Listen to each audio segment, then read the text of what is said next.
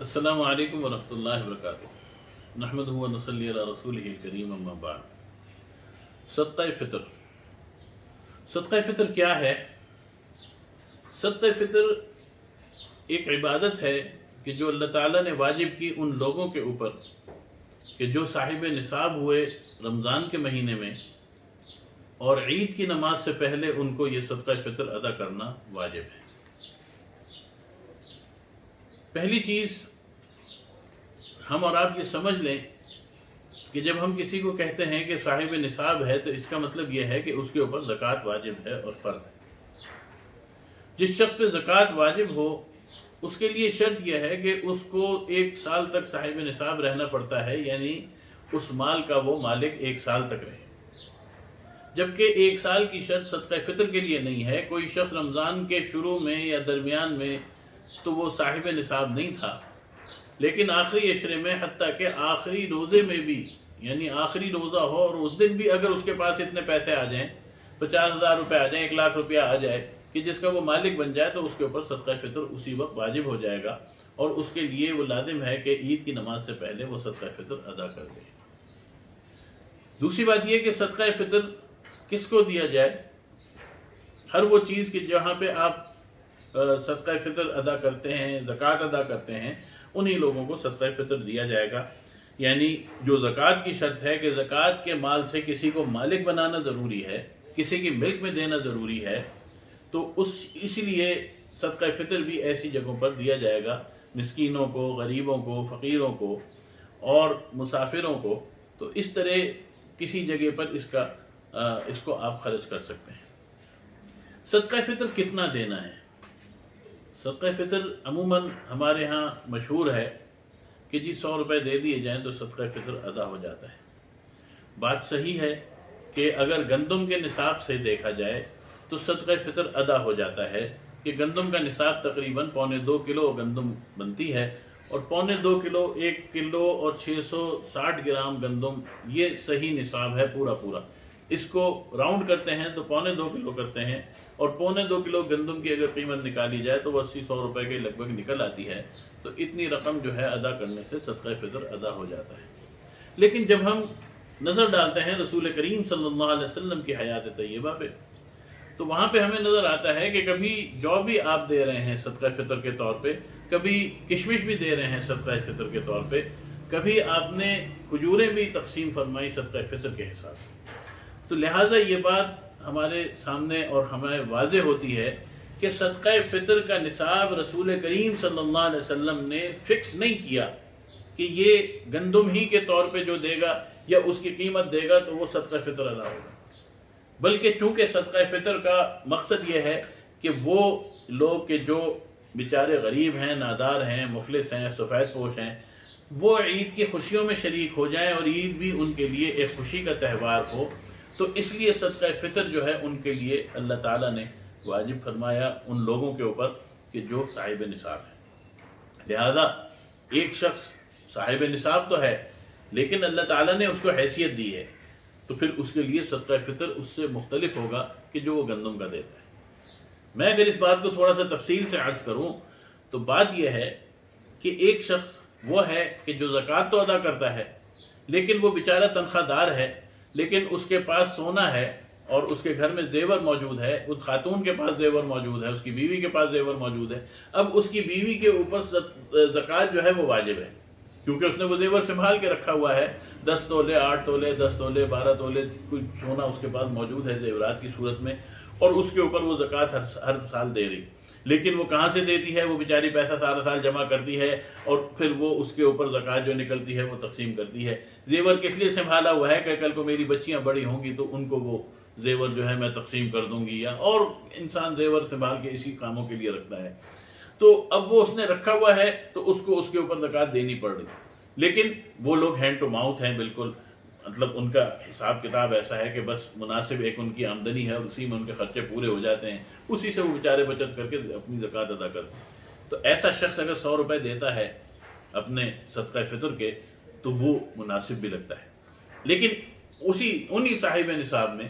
کہ ایک شخص زکوٰۃ دے رہا ہے لیکن اس کا رہن سہن جو ہے وہ بہت اعلیٰ ہے، وہ برانڈ کے سوٹ پہنتا ہے، وہ مہنگی گاڑیوں میں پھرتا ہے، اس کی کوٹھی بھی بہت بڑی ہے، اس کے پلاٹ بھی بہت زیادہ ہیں، اور اس کے پاس مال و دولت بھی بہت زیادہ ہے، تو پھر اگر وہ صدقہ فطر 100 روپیہ دیتا ہے تو میں یہ سمجھتا ہوں کہ یہ پھر وہ اللہ تعالیٰ کی ان نعمتوں کے ساتھ انصاف نہیں کرتا، کیونکہ رسول کریم صلی اللہ علیہ وسلم کا اسوہ یہ دکھاتا ہے کہ رسول کریم صلی اللہ علیہ وسلم کھجور سے بھی صدقہ فطر ادا کر رہے ہیں۔ اب کھجور کتنی ہونی چاہیے؟ کھجور کا وزن 3.5 کلو ہونا چاہیے۔ اب 3.5 کلو کھجور اگر آپ خریدنے جاتے ہیں بازار میں، تو آپ اگر پاکستانی مارکیٹ دیکھیں یا سعودی عرب کی مارکیٹ دیکھیں، مدینہ منورہ میں ہم سب جاتے ہیں الحمدللہ عمرے کے لیے، ہمیں معلوم ہے کہ وہاں پہ ہم جاتے ہیں تو 10 ریال میں بھی ہمیں کھجور مل جاتی ہے 1 کلو، یعنی 400 روپے میں بھی 1 کلو کھجور مل رہی ہے، اور ہمیں 80 ریال اور 100 ریال میں بھی 1 کلو کھجور مل رہی ہے، یعنی کھجور کی بعض کوالٹیاں ہیں جو 100 ریال کلو ہیں۔ اب 100 ریال کلو کا مطلب یہ ہوا کہ وہ 4000 روپے کلو 1 کلو کھجور ہے، اور اس کو اگر 3.5 کلو پہ آپ لائیں تو وہ تقریباً 20,000 روپے سے زائد رقم بنتی ہے، 20,000 کے لگ بھگ 4.5 کلو کی قیمت بنتی ہے، یعنی 15 سے 20,000 روپے ایک شخص کا فطرہ جو ہے وہ بنتا ہے، فطرہ صدقہ فطر۔ تو رسول کریم صلی اللہ علیہ وسلم نے، اگر آپ کشمش کی طرف جائیں تو کشمش بھی اسی طرح مہنگی چیز ہے، وہ بھی 3.5 کلو دینی ہے۔ تو اب رسول کریم صلی اللہ علیہ وسلم کا اسوہ ہمیں سکھاتا ہے کہ انسان اپنی حیثیت دیکھے، یہ معاملہ میرا اور اللہ تعالیٰ کے درمیان ہے کہ میں اور اللہ تعالیٰ اس میں فیصلہ کریں گے، مجھے فیصلہ کرنا ہے، اور اللہ تعالیٰ قیامت کے دن مجھ سے اس کا جواب لے گا، ہم نے تو تیری اوقات بنائی تھی کہ تو 10,000 روپے فی کس تو صدقہ فطر دیتا، تو نے 100 روپیہ کیوں دیا؟ کیا تجھے کوئی کمی تھی دینے میں؟ اس لیے کہ ٹھیک ہے سوٹ تو وہ قریب بھی پہن لے گا، لیکن آپ بتائیے کہ ایک شخص کے گھر میں اگر 5 افراد ہیں، اسے 5 افراد کا اگر اپنے ذمے اس کے صدقہ فطر بنتا ہے تو وہ اگر 500 روپے دیتا ہے تو آپ بتائیے آج کل 500 روپے میں کیا ہوتا ہے؟ لیکن اسی کے بدلے میں اگر ایک شخص کہتا ہے کہ اللہ تو نے مجھ پہ اتنی عنایت کی کہ میرا بچہ جب جاتا ہے عید کی تیاری کے لیے تو مجھ سے کہتا ہے جی مجھے 1 لاکھ روپیہ چاہیے، میں نے 20,000 روپے کا سوٹ لینا ہے، میں نے 20,000 کا جوتا لینا ہے، اور میں نے پرفیوم لینا ہے 50,000 کا، میں نے تو 1 لاکھ روپے تو پتہ ہی نہیں چلنا، اور میں اس کو دے دیتا ہوں 1 لاکھ روپے۔ اس کا مطلب یہ ہوا کہ جب میں اپنے بچے کو 1 لاکھ روپیہ دے سکتا ہوں تو کم از کم 10 سے 20,000 روپے میں اپنے فیکس صدقہ فطر تو نکالوں، تاکہ کسی کو جائے تو پھر اللہ تعالیٰ کے حضور بھی میں یہ کہہ سکوں کہ اللہ تو نے مجھے نعمت دی تھی اور تو نے سخی بن کے نعمت دی تھی، تو میں نے اس نعمت کو اور ان چیزوں کو، اس مال کو کہ جو تو نے مجھے دیا تھا سخی بن کے، میں نے اسی طرح کوشش کی، تیرے جیسا سخی تو میں نہیں بن سکا لیکن میں نے کوشش کی کہ سخی بن کے اس کو آگے تقسیم کیا۔ تو یہ صدقہ فطر کی تفصیل ہے کہ ہمیں کتنا صدقہ فطر دینا ہے، فیصلہ آپ نے کرنا ہے کہ میرا صدقہ فطر کتنا ہے، کم سے کم تو 100 روپے ہے، کم سے کم تو 80 روپے ہے، 1.25 کلو گندم کی قیمت کم سے کم ہے، لیکن اے اللہ تو نے مجھے کم سے کم پہ نہیں رکھا، تو نے تو مجھے میری اوقات سے بہت زیادہ دیا، تو آج میں بھی جب صدقہ فطر ادا کروں گا تو میں بھی اسی طرح زیادہ صدقہ فطر ادا کروں گا۔ آخری بات یہ کہ صدقہ فطر کس کی طرف سے دینا ہے؟ آپ نے اپنی طرف سے دینا ہے، یعنی ایک شخص ہے گھر میں تو اس شخص نے اپنی طرف سے دینا ہے، اور اس کے زیر کفالت جو بچے ہیں جو اس کے اوپر ڈیپینڈنٹ ہیں ان کی طرف سے دینا ہے۔ آپ کی بیوی اگر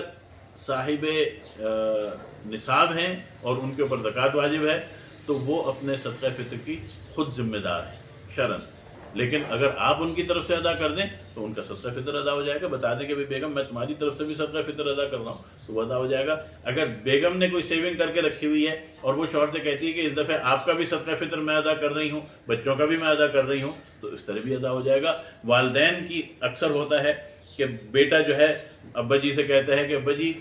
صدقہ فطر میں نے آپ کی طرف سے ادا کر دیا ہے، آپ کسی کو نہ دیجیے گا، یا بعض دفعہ یہ ہوتا ہے کہ اولاد جو ہے وہ باپ کو جا کے کچھ رقم دے دیتی ہے کہ بھائی آپ اس رقم سے اپنا صدقہ فطر ادا کر دیں، تو وہ بھی ایک طریقہ ہوتا ہے، باپ کی بھی دل جوئی ہو جاتی ہے، باپ بھی خوش ہوتا ہے کہ بیٹے کو میرا خیال ہے، اور بیٹے کے لیے یہ ڈبل اجر ہوتا ہے کہ باپ کا بھی صدقہ فطر ادا ہو گیا، باپ کی خدمت کا بھی ثواب مل گیا، اپنا صدقہ فطر بھی ادا ہو گیا، اپنے مال بھی وہاں خرچ ہو گیا۔ یہ ساری تفصیلات میں نے صدقہ فطر کے حوالے سے آپ کے سامنے رکھی، چونکہ صدقہ فطر نماز عید سے پہلے ادا کرنا واجب ہے۔ اب جو شخص اس وقت بھی اگر ان دنوں میں بھی یعنی رمضان کے درمیان کے دنوں میں بھی جو شخص